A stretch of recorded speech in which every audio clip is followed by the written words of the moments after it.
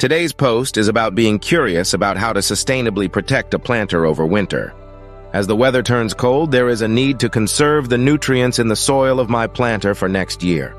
Could there be a way to cover the planter upcycling any materials found around the property? How about using scrap packing paper and wood scraps found around the yard and weighting them down with a few spare bricks? This costs nothing and reused materials, avoiding new purchases. In the spring, the covered soil should retain more nutrients for new plantings. Though small, steps like these can help inch towards goals like enriching soil. It was fun to reuse materials and learn more about how to protect and make healthy soil. We are also doing research for sustainable small-scale greenhouses for a project. Getting familiar with planter maintenance and soil upkeep could be part of that. It would be great to calculate the overall impact of the recycling benefit to the reuse of the soil in the future.